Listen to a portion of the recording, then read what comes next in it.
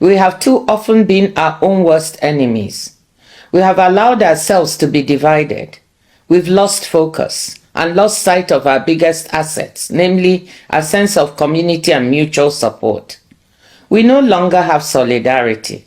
Instead, we have fragmented as a people, and that has made us forget how to work with each other.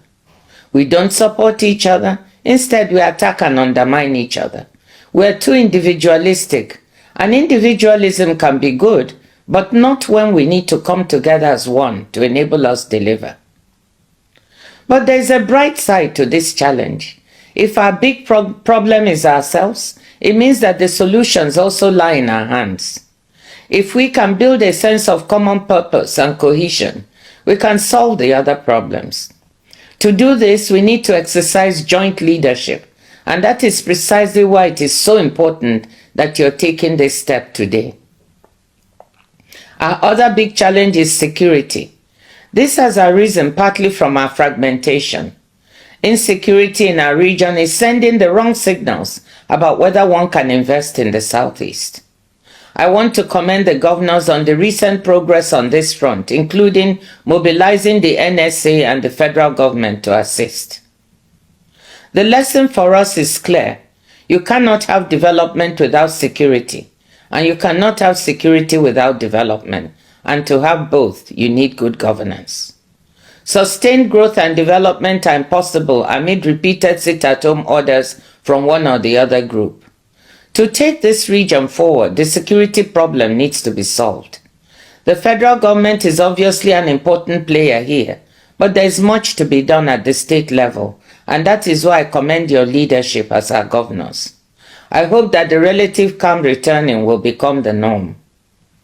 We also have to admit that the governance of our states can be stronger and deliver more. After all, we are Ndibo, and we should hold ourselves to a higher standard that delivers more for our people.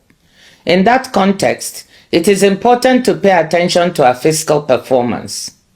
There's a very good report on the state of states by the CSO organization called Budget that ranks all 36 states in terms of various aspects of fiscal performance: dependence on FAC allocation, growth of internally generated revenue, spending on capital projects versus recurrent expenditures, level of indebtedness, etc. The 2022 edition of the report shows that while our states are not doing too badly compared to others on many of these indicators, in fact, Ebonyi ranks consistently among the top 10 in all the indicators, while Anambra ranks among the top 10 in 3 of the indicators. But our states are not doing too well either. We need to do better on internally generated revenue. We need to keep our borrowing down and improve our capital expenditures. Governors, state legislators, and local government chairs must continuously ask themselves, are we using our FAC allocation wisely, transparently, and effectively? Can we generate more revenue internally, and how do we do it while still motivating our productive sectors and factors? Are we taking on too much debt? Are we even spending the amounts borrowed effectively? What can we do to improve our spending on capital projects? Keeping these questions constantly in your mind, something I did when I was a finance minister at the federal level, helps ensure that state and local government monies are channeled in directions that truly deliver for people. We know that one of the biggest challenges that we have is infrastructure. We alluded to that earlier. Specifically, access to electricity and good roads are vital to future progress. People will say that is largely a federal government responsibility, and yes, to a great extent this is true. But there is much the states can do. We have federal roads and we have state roads. The federal government has privatized electricity generation and distribution, yet things have not really improved as much as we would like because of discontinuities in the system. But I see this privatization as an opportunity Southeasterners can seize to improve the situation in the region. One of our foremost citizens, Professor Barton Naji, has already shown what one man's ingenuity and drive can do. He may not have got it all right, but he has shown how we can try to solve some of our problems in the power sector. Now that the world is moving to renewables because of climate change, we also have the opportunity to move to off-grid solar solutions for our rural areas, while still looking to see how we use our gas for urban and industrial purposes. The Rockefeller Foundation in New York, together with some partners, is working on solar and battery storage solutions that can attack energy poverty in developing countries. They are looking at working in Nigeria. Can we attract them to the southeast? Let me dwell on a few other opportunities we can seize to develop economic activity in the region. Our biggest resource in the southeast is our human resources. Ndị Igbo dị entrepreneurial. Anyị ma alụ ọlụ. Anyị ma ịzụ afịa. Some of the biggest entrepreneurs and industrialists in Nigeria are Igbos. Many micro, medium, and small enterprises that thrive in Nigeria, West Africa, and elsewhere are run by Ndị Igbo. Have you ever been to the market in Niger, Burkina Faso, Cameroon? I have. And these places are full of enterprising Ndị Igbo. Then I ask myself, why is the Southeast looking so shabby? Why is our wealth and industry, apart from Aba and Nnewi, not so visible here in the region? How can we harness this entrepreneurship even better at home? Beyond Innocent, our wonderful brother, and a few others, can we get the several billionaires we have to invest more in the Southeast so that we can create decent jobs for our young people right here? Can we get beyond our individual beautiful mansions in our villages to make our Ndị Igbo lovable and livable?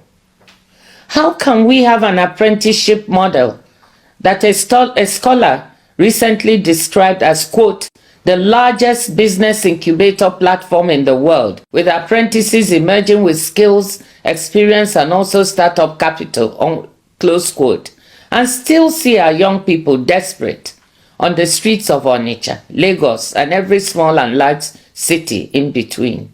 I want to suggest right away that we convene a Southeast Investment Forum, not for people from outside the region or abroad, but for our own Igbo business people. In this forum, we should examine what is blocking greater investment in the Southeast region and what we can do to lift these blockages. Only after this should we do a Southeast Investment Forum where we can attract outside foreign investors. Let me use this occasion to also let you know that yes, there are investors that can be attracted. This is a very important moment in the world where investors abroad are seeking to diversify their supply chains due to the vulnerabilities they've seen as a result of the pandemic and the war in Ukraine and the ravages of climate change. Certain supply chains are being considered. Pharmaceuticals, for example, fertilizer, labor-intensive industries, and yes, technology. The question for us in the Southeast is, can we attract any of this supply chain diversification? Technology is where the world is moving to. Artificial intelligence is what the world is talking about now, and it is exploding. We already have so many of our young Southeasterners involved, from fintech to electric motorcycles. From where I sit at the WTO, we can see that technology and digital are critical. The fastest growing segment of trade is digital trade, especially digitally driven services trade. When I talk about digitally driven services trade, this means anything from streaming music and movie services to delivering accounting and backup medical services. Digitally delivered services trade is growing at 8% per annum compared to 5.6% for goods trade. We have the human resources, the trained professionals to benefit from digitally delivered services trade. We also have the creative industries, film and music, centered in Onitsha and elsewhere, that can become part of this trade. What we need is to build a digital backbone in the state, either through cable or satellite, to provide the appropriate digital infrastructure. This kind of investment is better done at scale. So I hope, Excellencies, that you can get together to figure out who to approach and how to how the supportive policies can be implemented to attract this kind of digital infrastructure investment. Digital trade for micro, medium, and small enterprises, online education, health and accounting services can provide good jobs and incomes for our young people. Enugu is already becoming something of a hub for tech and digital in the region. I wonder whether we can build on this to develop our own Enugu Valley, as I know other Nigerian states are working on their version of Silicon Valley, California. Regarding pharmaceutical supply chains, the Federal Minister of Health, Dr. Mohammed Pate, is working on this to attract this supply chain to Nigeria. I suggest that as a region you approach him to see if you can work together to attract vaccines, therapeutics, or diagnostics manufacturing facilities here to the southeast. Aba is already a manufacturing hub, along with Nnewi. What goes on in Ariaria industrial market, despite the infrastructure and other challenges, never ceases to amaze me. They can label what they produce made in Italy, made in Korea, made in Japan, but the truth is, it's made in Aba. I know Governor Abia has his sights set on trying to improve what is happening and improve the environment for those working in Aba. Again, can we all work together to build up and build out both Aba and Nnewi as industrial hubs? But let me say there is no reason why factories can not also be located in Owerri and Abakaliki. Let me touch on another important resource we have that we can make better use of. That is the large Igbo diaspora.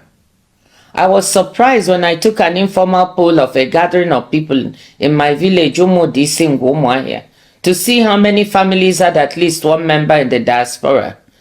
Surprised to find that almost everybody put up their hands. The Southeast has one of the largest diasporas in Nigeria, if not Africa. There are Igbos everywhere, from Douala to Durban, London to Leipzig, New York to Newfoundland. Igbos are highly educated professionals, university professors, doctors, lawyers, engineers, accountants, and nurses, and also big sports stars in football and basketball in the USA in particular. All are willing to support the development of the region if they could find a stress-free way to contribute, and I mean stress-free. Drawing on these diaspora resources, there is no reason why the Southeast could not become a service hub for education or health in the country and the region. Let our professors help develop high-quality schools, and universities, building on education investments already happening in the region to attract people beyond the Southeast. And let our diaspora doctors build up specialist hospitals that can draw people from other parts of Nigeria, West and Central Africa and beyond. I happen to know that many of these diaspora doctors would like to help. My husband is one of them. It may sound far-fetched, but I'm convinced we can make the Southeast a services hub for education and health services. We can also draw on the diaspora for financing. I don't know how many of you recall that when I was finance minister, Nigeria floated a diaspora bond of $300 million, a first for the country. Drawing on the resources of our diaspora, though we also opened up the bond to other investors, we were able to attract hundreds of millions of dollars. Now, the World Bank has recorded almost $21 billion in remittance flows to Nigeria in 2022, about the largest remittance flows in Africa. A significant portion of this must come from Southeasterners abroad. Most of this comes in to support consumption and some forms of investment at home. I'm sure the Southeast governors coming together can do some financial engineering and find a way to float a Southeast Diaspora Bond or Fund to capture some of these flows and channel them towards financing some of these development priorities. I know that support from the federal government Ministry of Finance will be needed. It seems to me that we can pitch this to the incoming team. They seem to be open to fresh ideas, so why don't we try to muster their support? You will notice that I've not dwelt on agriculture or natural resources. This is because that is where we always go first when we are talking about opportunities in the region, forgetting all the other possibilities that I've just spoken about. But I have not forgotten that we have big opportunities in agriculture, oil and gas, and some other minerals, some of which may now be in demand as the world seeks to decarbonize and get to net zero carbon emissions in 2050. But again, to fully make use of this, value-added investments in these areas will need hassle-free bureaucracy and appropriate investment environments. Before I conclude, let me say that many of these opportunities that I mentioned will not prove as attractive if the macroeconomic environment in the country is unstable. Low growth, high inflation, the depreciating naira, and exchange rate volatility make for daunting challenges.